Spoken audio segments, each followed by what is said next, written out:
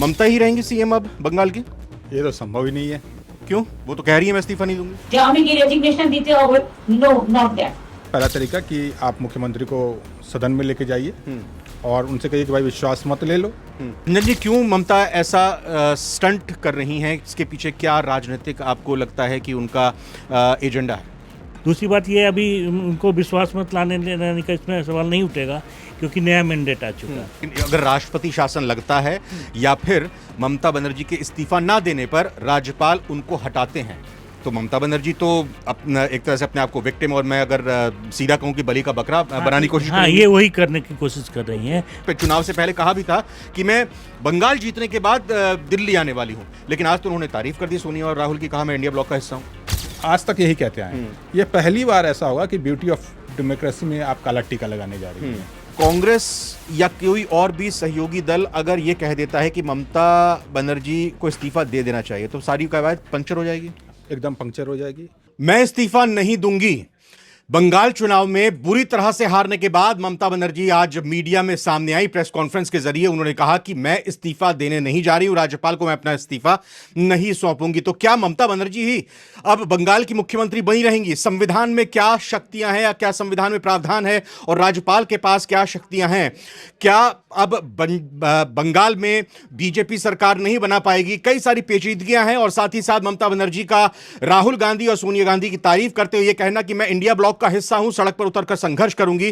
क्या इसके राजनीतिक मायने हैं? क्या संवैधानिक स्थिति इस वक्त बनी हुई है? क्या संकट इस वक्त पैदा हो सकता है? इन बातों का ये सीधा जानते हैं, समझते हैं। न्यूज रूम से दो वरिष्ठ सहयोगी मेरे साथ जुड़ चुके हैं, विश्वनाथ जी और अंजन जी। सीधा पहले विश्वनाथ जी से बात करूंगा। विश्वनाथ जी, ममता ही रहेंगी सीएम अब बंगाल की? ये तो संभव ही नहीं है। क्यों? वो तो कह रही है मैं इस्तीफा नहीं दूंगी।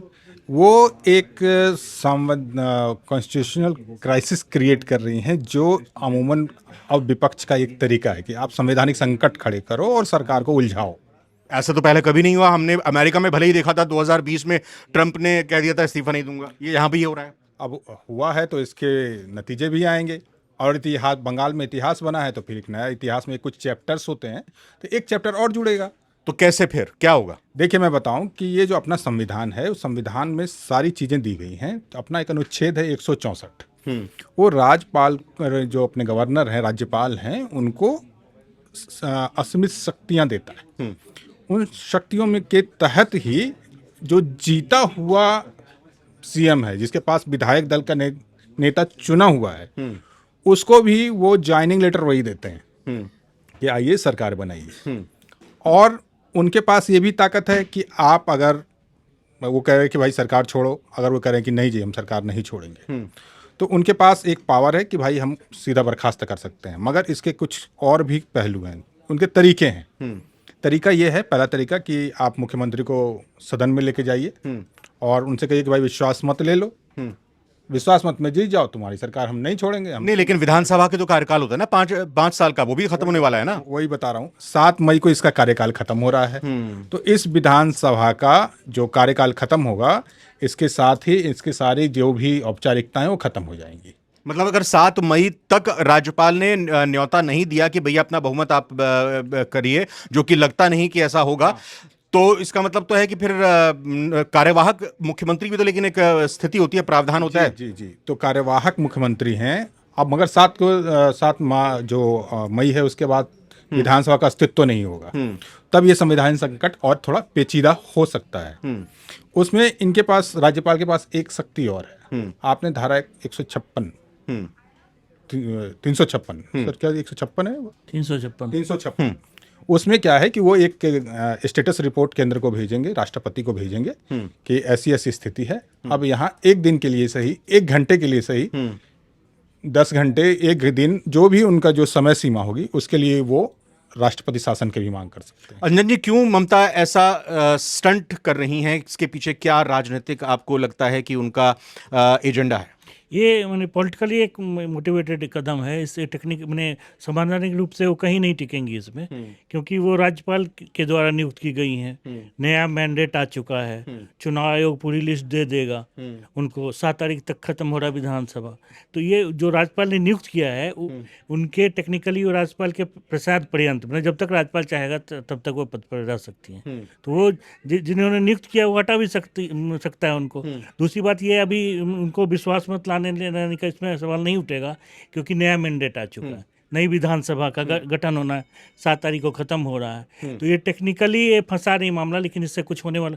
ये जो विश्वनाथ जी ने कहा, जो ये भेजेंगे केंद्र को रिपोर्ट भेजेंगे, तो ये आप महाराष्ट्र में भी दे सकते हैं। कुछ देर के लिए, कुछ घंटों के लिए राष्ट्रपति शासन लगेगा। नहीं, लेकिन अगर राष्ट्रपति शासन लगता है या फिर ममता बनर्जी के इस्तीफा ना देने पर राज्यपाल उनको हटाते हैं, तो ममता बनर्जी तो अपना एक तरह से अपने आप को विक्टिम, और मैं अगर सीधा कहूं कि बलि का बकरा बनाने की कोशिश हाँ, ये वही करने की कोशिश कर रही हैं, बाकी कुछ नहीं है इसमें। ये पॉलिटिकली मैंने मोटिवेटेड इनका कदम है। मगर एक चीज आप ये होता है चतुराई। बहुत सारे संगठन हैं, बहुत नेता हैं, हम हैं, आप हैं, बहुत लोग एक विशेष स्थिति में, जब बुरी स्थिति है ना, उसमें अधिकतम चतुराई दिखाते हैं, कोशिश करते हैं, दिखाते नहीं है, चतुराई दिखाते। फायदा क्या मिलेगा? फायदा कुछ नहीं मिलेगा, अभी नुकसान होने जा रहा है, क्योंकि जिस तरह का मैंडेट है, परिवर्तन का मैंडेट है, और परिवर्तन में आप इस तरह के जो संवैधानिक संकट खड़े करेंगे, तो ये सरासर नौटंकी करार दी जाएगी जनता के बीच भी, और जो बुद्धिजीवी वर्ग है, राजनेताओं का वर्ग है या राजनीति है, उन सब में ये सरासर नौटंकी घोषित होगी। बतौर मुख्यमंत्री ममता बनर्जी प्रधानमंत्री की मीटिंग से गायब रहती थी, उसमें शामिल नहीं हुआ करती थी। इंडिया ब्लॉक की भी जब मीटिंग होती थी तो लगता था कि ममता बनर्जी उसका हिस्सा है कि नहीं है।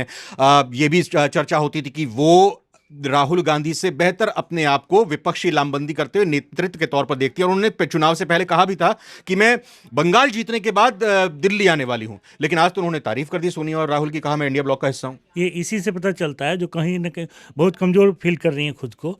उनका ये जो पूरा गेम है, ये टीएमसी के जो वर्कर हैं उनको मोबिलाइज करने के लिए है, जो वो ना इतनी जल्दी भागे, क्योंकि बंगाल का ट्रेंड रहा है। अच्छा। जो जैसे लेफ्ट में जो थे, वही कैडर आ गए इनमें, टीएमसी में। तो ये बीजेपी में सोशल मीडिया में तो चल भी रहा है, जो वही टीएमसी वाले लेकर आज बीजेपी का झंडा घूम रहे हैं।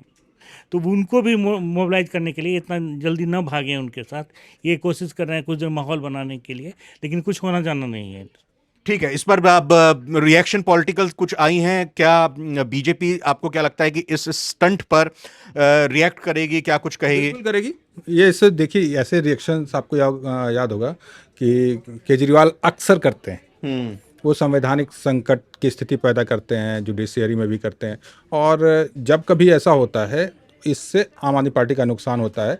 और ऐसे में ये नहीं माना जाता ना कि देखिए, अपने यहाँ की बड़ी स्वस्थ परंपरा रही है एक, चुनाव में जितने भी पहले भी हिंसा होती हो, मारकाट होता हो, आरोप लगते हों, जो भी लगते हों, पर जो सत्ता का हस्तांतरण है वो इतना स्मूथ होता है कि उसको हम लोग कहते हैं कि this is beauty of democracy.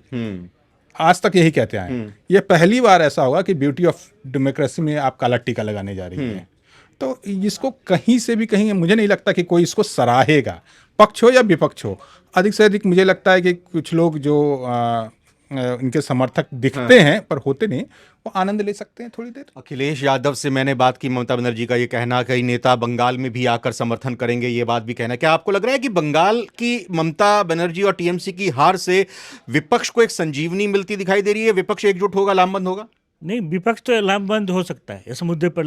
ये विक्टिम कार्ड खेलने का पूरा कोशिश नहीं, ओवरऑल बीजेपी के खिलाफ, एनडीए के खिलाफ खड़ा होने के लिए आगे आने वाले चुनाव में, विधानसभा हो या 29 का चुनाव लोकसभा का, ये कोशिश तो करेंगे, लेकिन कितने दिन तक ये एकजुट रह पाएंगे ये मुश्किल है ना। और जब क्योंकि कमज़ोर हो गए, आप बिहार में चले गए, बिहार में कुछ नहीं कर पाए, आप बंगाल में चले गए, आप वहाँ तमिलनाडु में ख़त्म हो गया, आप महाराष्ट्र में आपका खुद लग ही नहीं रहा है, कोई कुछ बोल रहा है, कोई कुछ बोल रहा है। जब लोकसभा चुनाव में एकजुट होकर जीते थे तो लग रहा था बहुत ताकत, लेकिन महाराष्ट्र में आज के डेट में वो वाली स्थिति नहीं है जो 2024 में था। तो ये तो खुद ही कमज़ोर है। एक मतलब एकजुट बने रखने के लिए, एक वही संदेश देने के लिए जो हम एकजुट हैं, इससे कुछ नहीं कर। विश्वनाथ जी, अपने सहयोगियों के पाले में तो गेंद डाल दी ममता ने, कहकर कि भाई मैं इंडिया ब्लॉक का हिस्सा हूं, हम सब एकजुट हैं। अगर विपक्ष के किसी भी दल ने, जैसा आपने कहा कि पक्ष और विपक्ष दोनों नहीं चाहेंगे कि स्मूथली हस्तांतरण ना हो, कोई नहीं, सब चाहेंगे कि सही तरीके से हो जाए, कांग्रेस या कोई और भी सहयोगी दल अगर ये कह देता है कि ममता बनर्जी को इस्तीफा दे देना चाहिए तो सारी कवायद पंक्चर हो जाएगी? एकदम पंक्चर हो जाएगी।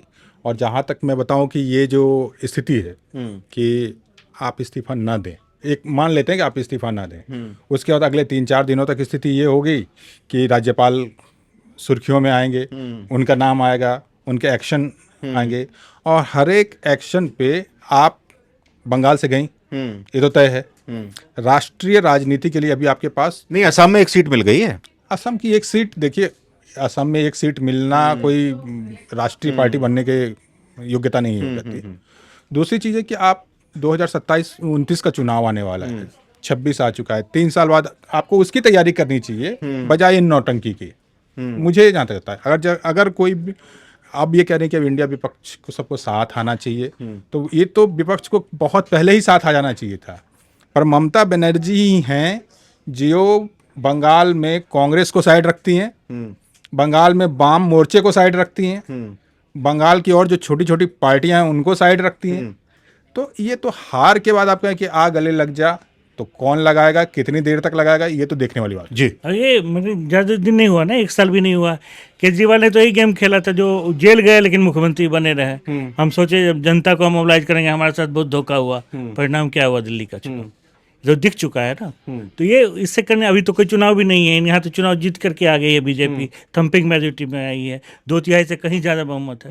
तो इससे ये थोड़े कुछ दिनों के लिए है, अपने आप को ही बोलो, मेन बेसिक है जो कैडर को बचाए रखना। तो भले ही बंगाल का चुनाव खत्म हो गया हो, लेकिन बंगाल में जो राजनीतिक रसाकशी है वो अभी आगे आने वाले दिनों में देखने को मिलेगी। संवैधानिक संकट खड़ा करने की यहाँ ममता बनर्जी की कोशिश दिखाई देती है, अपने वजूद, अपने अस्तित्व को बचाए रखने, अपने टीएमसी के कार्यकर्ताओं के मोराल को हाई करने के लिए उनकी ये पूरी कोशिश दिखाई दे रही है। और ये कोशिश दिखाई दे रही है कि ममता बनर्जी अभी हारी नहीं है, थकी नहीं है, वो यहां पर मौजूद हैं और आगे वो बीजेपी के खिलाफ जमकर लड़ाई लड़ेंगी। ये एक संदेश, एक मैसेज देने की कोशिश है। लेकिन अगर ममता बनर्जी कहती हैं कि इस्तीफा नहीं दूंगी, तो यह साफ है कि ममता बनर्जी को राज्यपाल के पास ये ताकत है कि वो हटा दें या फिर राष्ट्रपति शासन लगाने के बाद फिर अगली सरकार के लिए न्योता सबसे बड़े दल को यानी कि बीजेपी को दे दिया जाए। फिलहाल बहुत बहुत धन्यवाद विश्वनाथ जी आपको, रंजन जी आपका भी बहुत बहुत शुक्रिया। इस वीडियो में इतना ही। आप कमेंट करके बताइए ममता बनर्जी जो कर रही हैं क्या वो सही है, प्लीज कमेंट कीजिएगा। नमस्कार।